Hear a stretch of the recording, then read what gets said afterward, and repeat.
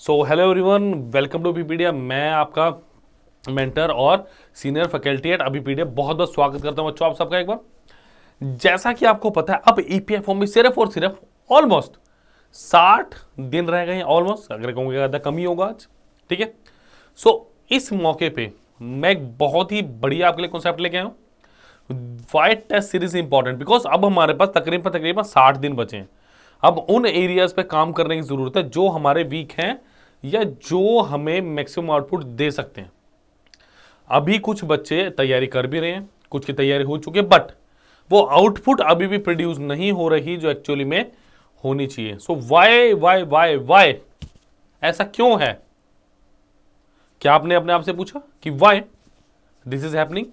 क्योंकि इतने सारे बच्चे, हजारों लाखों बच्चे तैयारी कर रहे हैं, क्या आप भी उसी भेड़ चाल में तो नहीं चले हुए? क्या आप भी वही वेस्टेज ऑफ टाइम तो नहीं कर रहे? क्या आप भी वही गलतियां तो नहीं कर रहे जो इतने सारे एस्पिरेंट्स या स्टूडेंट्स कर रहे हैं? आज उन सब प्रश्नों का उत्तर आपको मिलेगा इस पूरी वीडियो में। ठीक है, तो प्लीज लाइक करें, शेयर करें, चैनल को सब्सक्राइब कीजिए और ज्यादा से ज्यादा बच्चों को बताइए कि why test series important for examination. Reason number 1 अगर मैं बोलूं, पेपर के साथ दिखने वाला अगर कोई एग्जाम आप दोगे ना तो आपको एग्जामिनेशन हॉल में बैठने की प्रैक्टिस होगी, नंबर 1। नंबर 2, आपको विजुअलाइजेशन होगी आपके वीक पॉइंट्स की। नंबर 3, आपको पता चलेगा कि कैसे टाइम को मैनेज करना है। वो सारी चीजें मैं आपको वन बाय वन अब बताने वाला हूं। सो प्लीज जुड़े रहिए और प्लीज प्लीज प्लीज बहुत सीरियस होकर तैयारी शुरू कर दें, बिकॉज हमारे पास 2 महीने से भी कम का समय है। 2 जुलाई को आपका एग्जाम है। कितना समय बचा है मुझसे ज्यादा आपको पता है, उंगलियों पे दिन हम गिन सकते हैं। चलिए तो देखते हैं जरा। Number 1, why test series important. भाई टेस्ट सीरीज जो है वो क्यों इतनी खास मानी जाती है और क्यों इतनी इंपॉर्टेंट है? Number 1, to get confidence for exam. Number 1, अगर मैं बात करूं टेस्ट सीरीज की बच्चों क्यों इतनी इंपॉर्टेंट है, आपको पता है? रीजन कि अगर आपने, जैसे हम रेस लगाते हैं ना, सपोज कीजिए 100 मीटर की रेस लगानी है, अगर हम जब घर पे भाग रहे हैं या ग्राउंड में प्रैक्टिस कर रहे हैं तो डेफिनेटली समय आपको पूरा पता कितना है। उसी तरीके से जब आप ईपीएफओ की टेस्ट सीरीज लगाओगे ना, बढ़िया तरीके की अभिपीडिया की टेस्ट सीरीज लगाएंगे तो वहां पे आपको सब चीजों की एनालिसिस होगी कि कितने टाइम में पेपर क्लियर हुआ आपका या कितने टाइम में आपने पेपर किया। डन। दूसरा पॉइंट मेरा यही है, टू मैनेज टाइम। कई बार होता क्या है, मैं चला तो गया एग्जाम देने या देने, बट होता क्या है मुझे एक्चुअल में यही नहीं पता चलता कि वो एग्जाम का लेवल क्या है। वो कहां से पता चलेगा? वो सिर्फ और सिर्फ एक अच्छी टेस्ट सीरीज, अभिपीडिया की टेस्ट सीरीज लगाने पे आपको पता चलेगा। Number 3, to know about weak areas. इसका मतलब क्या है कि मुझे अपने वीक एरियाज पे काम करना है, इज़न्ट? कि मुझे अपने वीक एरिया पे काम करना पड़ेगा, जब जाके मैं इसमें पास हो पाऊंगा या हो पाऊंगी। रीजन, जब आप मॉक टेस्ट लगाओगे ना तो वहां पे आपको पता चलेगा, वेरियस मॉक टेस्ट, एक नहीं, सेक्शनल लगाइए, चाहे फुल लेंथ लगाइए, चाहे करंट अफेयर के दीजिए, चाहे जिस मर्जी टॉपिक के दीजिए अलग से, उसमें होगा क्या, आपको एक्चुअली पता चलेगा कि बार बार कौन सी चीज आपके सामने आ रही है वो आपको नहीं आ रही, तो वो आपका वीक एरिया माना जाएगा और उसी पे आप काम कर सकते हैं और इस पेपर को अच्छे से क्रैक कर सकते हैं। 2 महीने बहुत टाइम है, अगर आप सही डायरेक्शन में चलोगे। भेड़ चाल में मत चलिए, अपना रास्ता खुद बनाइए, जब जाके आपको मंजिल मिलेगी। चलिए नेक्स्ट देखते हैं। Reason for failure in the test series. अगर अब मैं आपसे बात करूं what are the main reason of failure in test series, अगर मैं आपसे बात करूं कि सबसे मुख्य कारण क्या है इस ईपीएफओ की या कोई भी टेस्ट सीरीज में फेल होने के। Number 1, not revision. आपने एक बार सिलेबस कंप्लीट कर लिया बट उसको अच्छे से रिवाइज नहीं किया, चाहे वो किसी भी टॉपिक का हो। नहीं रिवाइज करोगे तो कुछ पॉइंट याद रहेंगे और कुछ पॉइंट भूल जाएंगे। समझ आ गई बात? तो इस केस में होगा क्या, आपका किया ना किया बराबर हो जाएगा। तो सबसे पहली बात क्या करनी है, आपने रिवीजन टाइमली करनी है, खासकर अपने थ्योरेटिकल सब्जेक्ट्स की, जहां पे थ्योरी ज्यादा आपके पास। ठीक है, न्यूमेरिकल्स में जैसे मैं अगर बात करूं एप्टीट्यूड की, आप कर सकते हो उसमें भी रिवीजन, ठीक है, टाइमली। बट आपको क्या करना है, जो आपके मेजर सब्जेक्ट्स हैं उनकी टाइम टू टाइम रिवीजन बहुत इंपॉर्टेंट है टिल एग्जाम डे। याद रखना, टिल एग्जाम डे में, ये नहीं कर आज करो कल ना करो, टिल एग्जाम डे बीच बीच में शॉर्ट नोट्स बनाइए और करते रहिए। Next is not serious with test series. कुछ बच्चे क्या करते हैं, एग्जाम तो ठीक है पास आ रहा है, टेस्ट सीरीज लगाने लग गए, बट वो कुछ नहीं कर रहे, सिर्फ टेस्ट सीरीज लगा रहे हैं बस। ना अपना स्कोर चेक करते हैं, ना ये देखते वीक एरियाज कौन से हैं, ना वो ये देख रहे हैं भैया कि मैंने कितनी पंचुअलिटी में कितने टाइम में कितने क्वेश्चंस किए। ये बहुत इंपॉर्टेंट है कि क्वेश्चन की प्रैक्टिस करना बहुत ज़रूरी है, खासकर मॉक टेस्ट के केस में। रीज़न वहीं पे देखो, जैसे जब मैं सेक्शनल टेस्ट देता हूँ, जैसे सपोज करो मैं क्वांट पढ़ रहा हूँ, जैसे मैंने परसेंटेज का टेस्ट लगाया, तो वहाँ पे 10 से 15 क्वेश्चन सिर्फ परसेंटेज के मुझे आ गए। नेक्स्ट मैंने प्रॉफिट लॉस का लगाया, इसी तरीके से मैंने 3-4 और लगाया। बट जब मैं पूरा क्वांटिटी एप्टीट्यूड का एक टेस्ट दूंगा ना, सेक्शनल टेस्ट हो, उसमें क्या होगा, उसमें सारे टाइप के क्वेश्चन होंगे, तब मुझे एक्चुअली पता चलेगा कि मेरी प्रैक्टिस कितनी है। तो ये भी नहीं है कि आप एक ही तरह के टेस्ट लगाओ, ठीक है, हमने पूरे सेट भी लगाने, प्रैक्टिस सेट भी लगाने। अब नंबर 3 क्या है मेरे पास, not proper analysis of test series. Number 3 जो है सबसे मेजर पॉइंट है, बिकॉज यहीं से आपको अपने वीक एरियाज का, यहीं से आपको स्ट्रॉन्ग एरियाज का पता चलेगा, और यहाँ से वीक एरियाज को क्या है, not proper analysis of test series, कि आपने जो टेस्ट दिया उसको अच्छे से समझा नहीं मतलब उसको अच्छे से एनालिसिस नहीं करा। होता क्या है, जैसे मैंने 1 घंटे 1.5 घंटे का जो भी मेरा मॉक टेस्ट का टाइम होगा, सेक्शनल या डिपेंड करता है, वो मैंने लगा लिया बच्चों, ठीक है। उसके बाद हुआ क्या, मैंने उसको देखा ही नहीं, ना मैंने उसका स्कोर चेक किया, ना मैंने ये देखा भाई कौन से एरियाज है जहाँ पे मुझे काम करने की ज़रूरत है, ठीक है। तो उससे होगा क्या, मुझे पता ही नहीं चलेगा कि मेरी प्रोग्रेस क्या है। इन द सेंस आपने आज एक टेस्ट लगाया, कल आपने दूसरा लगाया, फिर आपने तीसरा लगाया, फिर आपने चौथा लगाया, तो क्या मेरे पहले टेस्ट में जो मार्क्स थे वो इंप्रूव हुए चौथे टेस्ट में, या जो सेकंड टेस्ट में थे वो कम आए 4 टेस्ट थे, क्यों? इन सब का उत्तर आपको कब मिलेगा, जब आप अपनी टेस्ट सीरीज या अपने मॉक टेस्ट का प्रॉपर तरीके से एनालिसिस करेंगे। नंबर चौथा जो सबसे मेन पॉइंट है, चीट योर सेल्फ। ये कभी मत कीजिए। अब चीट योर सेल्फ का मतलब क्या है, अपने आप को धोखा देना। मतलब देखो, 2 तरह के स्टूडेंट्स होते हैं, एक होता है डेडिकेटेड, एक होता है नॉन डेडिकेटेड। अब डेडिकेटेड स्टूडेंट्स में क्या हुआ, डेडिकेटेड स्टूडेंट्स में आगे वो स्टूडेंट्स जो ईमानदारी से अपना मॉक टेस्ट लगा रहे हैं, ईमानदारी से अपना सब कुछ कर रहे हैं। बट नॉन डेडिकेटेड स्टूडेंट्स कौन से हुए मेरे पास, नॉन डेडिकेटेड स्टूडेंट्स वो हुए जिन्होंने क्या किया, टेस्ट सीरीज दे रहे हैं, यहाँ से उत्तर देख लिया, नोट से देख लिया, गूगल पे सर्च आउट कर लिया, कहीं और कोई और आपका वे हो सकता है फाइंड आउट, ये सब हो गया।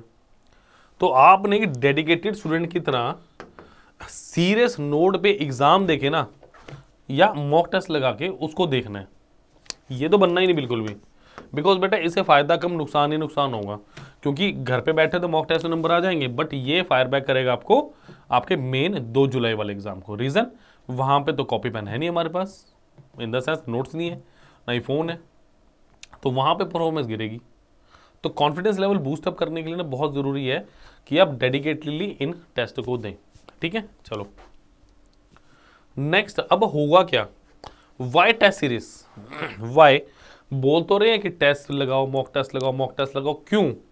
फील लाइक एग्जाम हॉल, मतलब आपको ऐसा फील होना चाहिए कि आप एग्जामिनेशन हॉल में। मैं तो ये बोलूँगा कि अपना एक जब आप मॉक टेस्ट लगाओ ना, ऐसे नहीं कहीं पे बैठ के दे दिया, एक प्रॉपर सिटिंग बनाओ, एक प्रॉपर टेबल चेयर अगर हो तो ज़्यादा बेटर है कि आपको पता होना चाहिए कि कैसे एग्जामिनेशन हॉल में बैठे हो, आपके टाइमिंग से उस टाइम पे एग्जाम दो और अपने शरीर को आदी बनाओ कि भैया इस टाइम मेरा एग्जाम है और इस टाइम मुझे ये चीज़ करनी है, तो उसी टाइम पे मॉक टेस्ट लगाओ, मॉर्निंग इवनिंग जब मर्जी लगा लो, बट एक प्रॉपर वे में, प्रॉपर मैनर में बैठ के प्रॉपर कि आप एग्जामिनेशन हॉल की फील लाओ। उससे बहुत फायदा मिलने वाला आपको, बहुत बहुत बहुत ज़्यादा फायदा मिलेगा उससे आपको, ठीक है। चलिए पर्पस तो हमें पता चल गया, अब कुछ और बातें उनको भी डिस्कस कर लें। Next is how to attempt. एक चीज़ में इसमें है नहीं, मैं आपको बताऊंगा। सबसे पहले do not be over confident. Over confident का मतलब क्या है, कभी ये नहीं समझना कि आपको सब कुछ आता है, कभी नहीं समझना। पूरा एग्जाम किसी को भी नहीं आता, बट हाँ इतना आना चाहिए, इतने लायक बनो कि एग्जाम में आप इसको क्लियर कर सको। डन। दूसरी चीज़, कभी भी आप मॉक टेस्ट लगाओ, ओवर अटेम्प्ट मत करो। यहाँ पे लिखा नहीं हो बट मैं बता रहा हूँ, ओवर अटेम्प्ट कभी नहीं कर रहा है, मेरा पर्सनल एक्सपीरियंस है। रीज़न, ओवर अटेम्प्टेशन की अगर आदत मॉक टेस्ट में डलेगी ना, वो टेस्ट आपकी फिर एग्जामिनेशन हॉल में भी जाएगी वो आदत आपकी, और वो कहीं ना कहीं फिर मार्क्स खराब करवा सकती है आपके। समझ आ गई बात। नंबर 3, इफेक्ट क्या होगा, अगर ओवर कॉन्फिडेंस हुआ तो उससे हुआ क्या, डेफिनेटली आप कुछ ऐसे क्वेश्चंस भी करके आओगे, ओवर अटेम्प्ट वाली बात यहीं से बनती है कि मेरा तो हो जाएगा यार, मैं तो कर ही लूंगी या लूंगा, ऐसे नहीं भाई, कर जब तक होगा नहीं, जब तक हम कुछ नहीं कहेंगे। डन।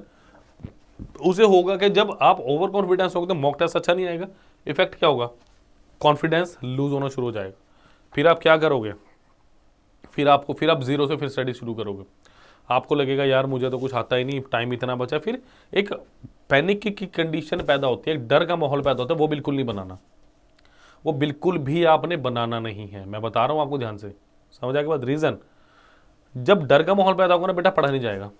ठीक है, अब नेक्स्ट देखो, if exam is difficult don't be demotivated. अगर एग्जाम कभी आपका मुश्किल आ भी जाए ना, डीमोटिवेटेड नहीं आना कि यार मेरे को नहीं आता, मैं कैसे करूंगा या करूंगी। एक बात याद रखना, एग्जाम में कुछ एक दो क्वेश्चन ऐसा जरूर होता है जो किसी को भी नहीं आता। हो सकता है कि 1000 में से कोई एक करे उसको, क्या पता वो भी हो सकते हैं, नहीं भी हो, क्या पता ऐसा कोई क्वेश्चन हो जो वो स्टूडेंट करके आए, आप ना करके आओ, जो आप करो वो ना करे। तो न्यूट्रलाइजेशन हर बार होती है, समझ आ गई बात। तो कभी भी एग्जाम अगर डिफिकल्ट आए, चाहे वो आप मॉक लगा रहे हैं चाहे वो मेन पेपर है, कभी भी डरना नहीं है, डीमोटिवेटेड होना, बस एक कॉन्फिडेंस लेवल अच्छा रखना, बी पॉजिटिव कि हाँ ये नहीं हुआ तो अगला मेरा क्वेश्चन जरूर होगा। ठीक है, इस स्थिति में क्या करना है, इस कंडीशन में आपको सिर्फ शांत रहना है, क्योंकि अगर शांत रहोगे ना दिमाग अपने आप चलेगा, अगर डर का माहौल पैदा होगा ना, डर की स्थिति, तो वो कहीं ना कहीं काम खराब करेगी। डन। अब देखिए नेक्स्ट बात पे चलता हूं मैं। सो होपफुली जो मैंने बातें बताई अभी तक सब क्लियर होंगी स्टूडेंट्स आपको। नेक्स्ट, अब नेक्स्ट बहुत इंपॉर्टेंट है, हाउ अबीपीडिया इज हेल्पिंग यू, अबीपीडिया आपको कैसे हेल्प कर रहा है। ठीक है, अब इसके बारे में थोड़ी बात कर लेते हैं। देखिए अगर मैं आपसे बात करूं, देखो दीज अवर टेस्ट कोर्सेज, इसका लिंक डिस्क्रिप्शन में दिया जाएगा। अगर मैं बात करूं, देखिए जब आप अबीपीडिया पे जाएंगे, we have test courses for EPFO. अब कैसे मॉक टेस्ट आना है या कैसे एग्जाम आएगा मैं बताता हूं आपको एक बाइक। देखिए दीज अवर 4 टेस्ट सीरीज, अगर आप करंट अफेयर टेस्ट सीरीज की बात करें ओनली 40+ टेस्ट हैं 250 में, UPSC EPFO test series 2023 APFC की ओन 450 में, इसमें 30+ टेस्ट हैं आपके बिल्कुल लेटेस्ट पैटर्न पे। UPSC EPFO test series 2023 AO EO के सिर्फ 450, इसमें भी 30+ टेस्ट है। नेक्स्ट आपके पास combo test series UPSC EPFO test series 2023 AO EO plus APFC plus CA, ये आपके पास ओनली 750 में और 100+ टेस्ट है इसके अंदर। ठीक है, तो चलिए मैं बात करता हूं इसकी। अब जैसे मैं बात करूं इसकी,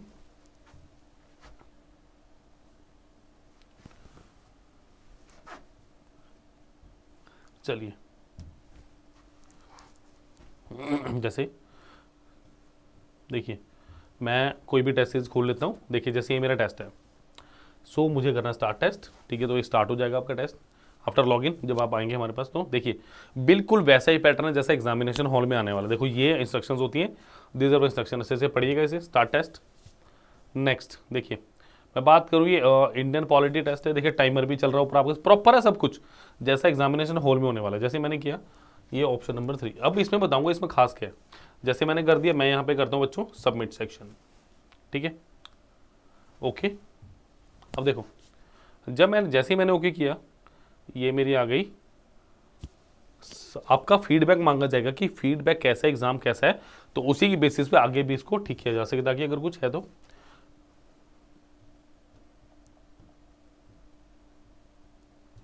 चलिए फीडबैक में मैंने लिखा पीडीएफ व्यू रिजल्ट। अब देखो यहाँ पे मेरा रिजल्ट आ चुका है। ठीक है, कि भाई कितने क्वेश्चन थे, अटेम्प्ट कितने किए, करेक्ट कितने, रॉन्ग कितने, स्किप कितने और टोटल मार्क्स। तो रिव्यू आंसर जब मैं करूंगा ना, रिव्यू आंसर जब मैं करूंगा तो देखो क्या आएगा उससे। देखो यहाँ पे देखो, जैसे मैंने तो कोई एक्सप्लेनेशन नहीं दी ना अभी तक, बट यहाँ पे क्या होगा, आपके पास प्रॉपर एक्सप्लेनेशन आएगी। आपको बताया जाएगा किस क्वेश्चन पे कितना टाइम लगा है, किस क्वेश्चन को आपने स्किप किया, किस क्वेश्चन को किया, जो किया वो कितने टाइम में किया। सो ये सारी चीज़ें भी डिटेल में आपको बताई जाएंगी। समझ आ गई बात? ठीक है जी, चलो देखो जरा यहाँ पे क्या है, ये टेस्ट है। और यहाँ पे आपके पास अगर मैं बात करूँ, देखो कंप्लीट मॉक, ये कंप्लीट मॉक है, 120 क्वेश्चन 300 मार्क्स 120 मिनट का। अगर मैं बात करूं तो सेक्शनल से लेके कंप्लीट मॉक सारे के सारे टेस्ट अवेलेबल हैं। सो इस तरीके से आप मॉक टेस्ट दे सकते हैं और एक यूपीएससी ईपीएफओ ऑफिसर बनने का सपना अपना साकार कर सकते हैं। थैंक यू, प्लीज़ शेयर कीजिए, लाइक कीजिए, सब्सक्राइब कीजिए चैनल। Thank you.